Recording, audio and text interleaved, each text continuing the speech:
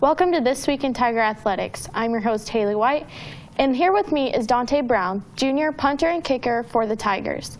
Dante had an 84-yard punt in the win against Central Missouri, which tied the school record. He also went 2 for 2 on field goals for 30 and 31 yards. He also made both PAT attempts.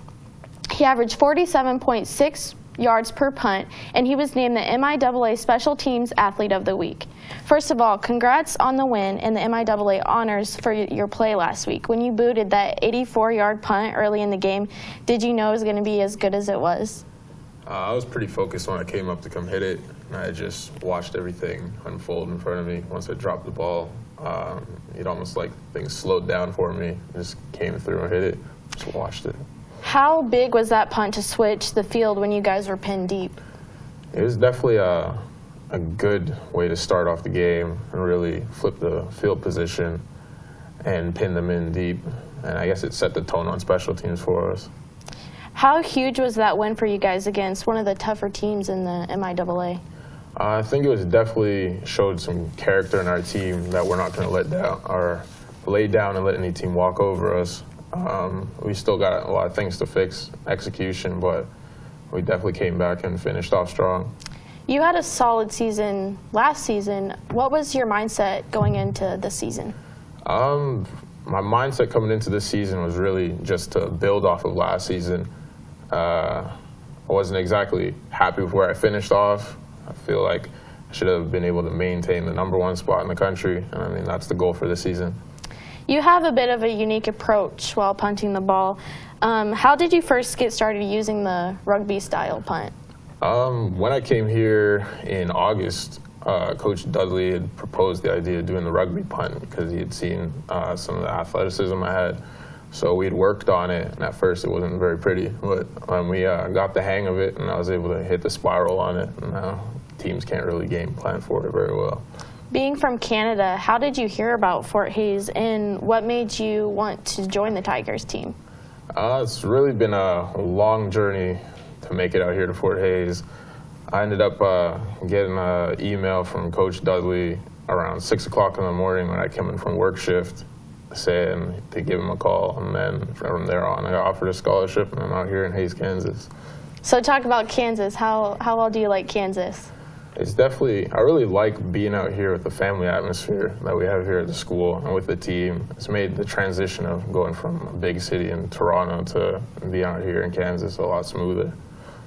What is your major, and what classes have you taken at Fort Hays so far? I'm a health and human performance major. I have a minor in psychology, so really looking to get into the strength and conditioning aspect of athletics. Would you like to be a coach? I think that's something I'd like to get into one day. Thanks, Dante, for joining me. When we return, we will be sitting with FHSU's head soccer coach.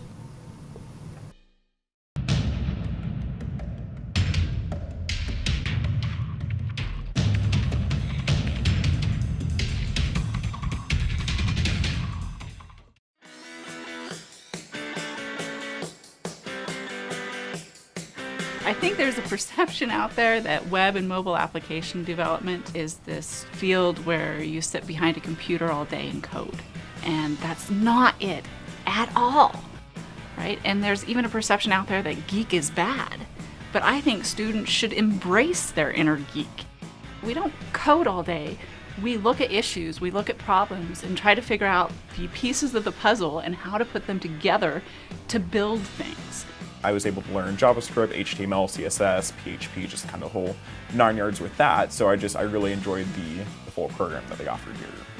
Anything that you're interested in, the field of web and mobile application development, there's a value to. There's nothing like what we have in the informatics department. If you choose to take everything in the buffet that we offer, you'll be very well prepared for any type of job opportunity that's out there.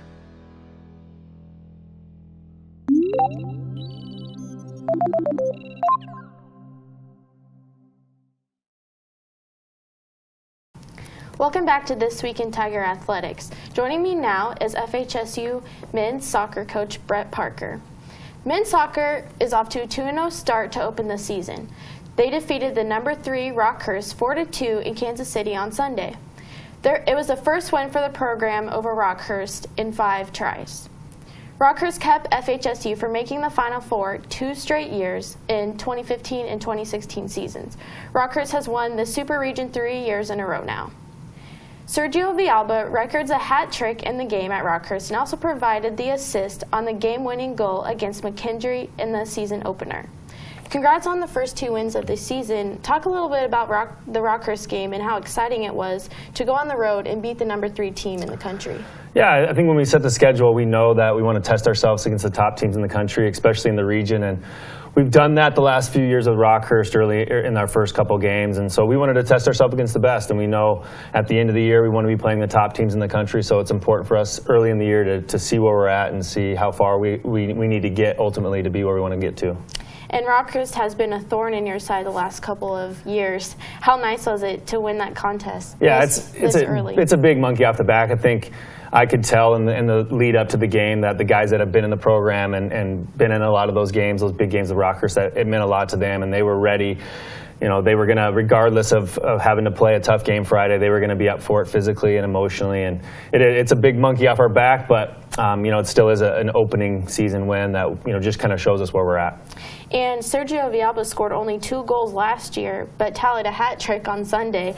How have you seen him improve from last season? Yeah, Sergio, he's always been one of our best defenders, and I think one of the best defenders in the conference. And last year he didn't get all conference, and I know he was really disappointed with that. He came back this year very fit, the fittest he's been since in his 3 years, and just motivated to prove to everybody that he's as good as I think he is, and the rest of our team does. And it's a little unconventional for a defender to score a hat trick, but we credit our assistant coach Jordan Melia. He was working with Sergio a couple days before the McKendree game on free kicks and set pieces, and he said how good he was at it. So we gave him the call up first in the McKendree game and had the assist, and then he had the two free kick goals against Rockhurst. So it's a great start for Sergio.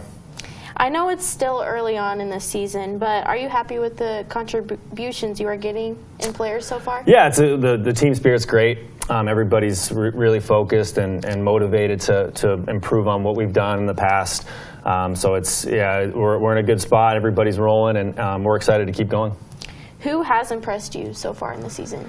Yeah, it's been contributions from everywhere. Sergio obviously has been one of the bright spots. You can't argue that. But Caesar Jones, another senior, another defenders. He's had a really good initial fall camp and first couple games. Got a few contributions from some freshmen, which has been nice. But all in all, they've been just team efforts, and the guys as a whole collectively have been really the key to the success so far. How have you seen the excitement about the program grow since you arrived here? Yeah, soccer was a pretty new concept to Hayes and the Fort Hays community, but the support in the community is great. People recognize the success we've had, and we want to keep growing it. We want to keep building on it and keep giving them something to cheer about. I think that's the key to anything. The way they set up our program with the facilities and everything in the support system, that's kind of set us up, and we've just kind of ran with it. And up next is another tough test in the number 5 Midwestern state on the road. How important is it not to have a letdown and let the momentum you accomplished against Rockhurst slip away? I think maybe the best thing you can do when you beat a top 5 team is play another one. So there's no way to overlook them. They beat us pretty bad last year, and so we're excited. We're excited again, another opportunity to play one of the top teams in the country. They'll probably be, I would guess, probably ranked 2 or 3 this week when the polls come out. So again, we want to set our schedule up as difficult as possible. We've done that, and now it's up to us to go out and prove that we belong. Do you feel this team has a strong chance to make a deep run in the playoffs once again? Yeah, I think from a talent perspective, comparing to the past teams that have done well in the postseason, this team is every bit as talented. Now it just remains, it's up to them to prove it week in and week out, and to stay motivated and to be committed to what we're trying to do as a team. But absolutely, I expect us to continue the success throughout the year, and hopefully, our goals get through these first couple weeks of difficult games, get into the conference, and hopefully win another MIAA championship. But I know in the back of everybody's mind, it's the NCAA playoffs and hopefully hosting a regional and being successful there. That is the ultimate goal, is to finally break through and to do things that we haven't done in the past. Thanks for joining me, Coach. Thanks for having me. And when we return, we will break down some of the rest of the fall FHSU sports.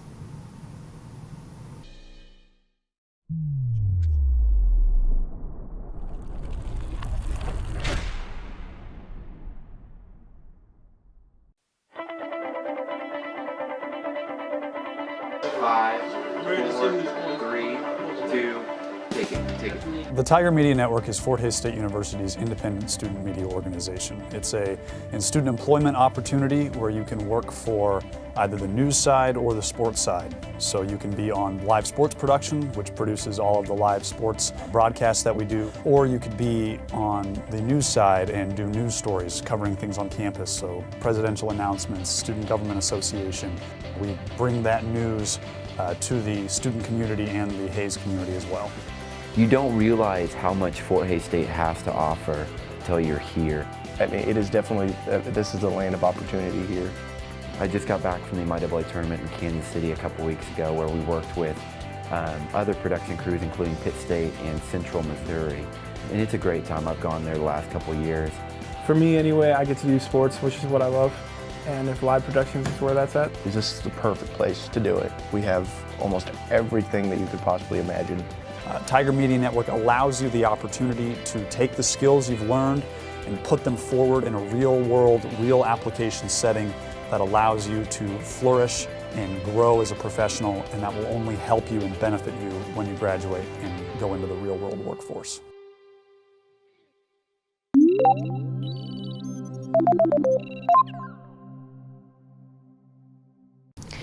Welcome back to This Week in Tiger Athletics. Here with me is FHSU SID Ryan Prickett, and he's here to help break down some weekly notes of other fall sports. So starting off with the football team, they currently remain number 5 in national rankings. Yeah, we saw the AFCA rankings come out here yesterday on Monday. No shift up in the top 7 of the rankings. Everybody pretty much won. The only thing that was a little bit different is the fact that we were sharing the number 5 spot in week 1 with Northwest Missouri State. I guess maybe the coaches saw that, we beat a ranked team, whereas Northwest, didn't beat a ranked team. So we both won, but I guess they decided to give, us more votes this week. So we hold the 5 spot by ourselves this week. So. And volleyball went 1-3 overall in Sioux Falls. They defeated University of Mary, and they lost to a pair of ranked teams. Yeah, we knew that was going to be a tough weekend for them up there. Coach talked about it last week on the show about how we were going to see an elevation in competition. Played a couple of Northern Sun teams that are in the national rankings up there. Northern State out of South Dakota, and then Augustana was the home team, so they also were involved in that. And unfortunately, just 2 really good teams, and I think it was an eye-opening experience for our ladies of the level that they're going to have to play at to be able to compete in this region. So those were matches that we knew those were going to be tough, and unfortunately, right out of the gates, they lost to Black Hills State as well. They played them up there, and that was maybe a match that we saw as a good chance to possibly win, but they just didn't play that well in that one. So luckily, we did get the one against University of Mary and didn't go 0 for the weekend. So we still have a good record overall entering next week. We'll be 5-3 overall going into this next week of play. That's great. And in women's soccer, they went 1-1 in Iowa. They lost to Upper Iowa and defeated Southwest Minnesota State. Yep, exactly. Upper Iowa, we lost on their home field, and I guess that was our first match out there in competition. So maybe there's some first match jitters and just couldn't get a goal on the board, but at least we held the opposition to just 1, and sometimes that's just the way it goes in soccer. So, but Southwest Minnesota State, we know in past years they've struggled a little bit, and knew that was a match that we kind of felt like we needed to get, and a 4-1 win's a good result in that match. And also Chloe Montano, newcomer to the squad, she goes and puts a hat trick out there, just the second in school history for that program. So that was a pretty cool accomplishment for Chloe, and to get out of the weekend 1-1 up there. So. And lastly, we're looking at cross country. They hosted this San Plum Alumni Open, and they easily defeated Bethany College head-to-head. Yesenia Gonzalez led the women, and the top 5 men's runner crossed the line together, running a time of 15:40. Both races were in the 5K distance. Yeah, I know talking to Coach McCullough after the race was over, he was pleasantly surprised on the men's side with the 5 guys that all basically crossed the tape together, for all 5 of those guys up front to run sub 16 minutes in the 5K, which is 3.1 miles if you do the math on that. But that he thought that they ran very well, and he was very pleased with those times that they put out there. And then Yesenia, she's our lone senior out there running on the squad and showed senior leadership on day 1 basically, and went out there and ran a good time. And we had some good performances from the younger kids in that race as well. So hopefully some good things to look forward to there. But that was kind of a low-key meet. We just raced against Bethany kind of head-to-head basically is what that meet was. And so, they've got a big meet coming up here in a few weeks. It'll be at the University of Arkansas, so a lot of Division I competition, a lot of Division II. It's just a giant race down there in Fayetteville. And so we'll see how they stack up once they get up there against, some higher level competition. Okay. So. Well, thanks for joining me, Ryan.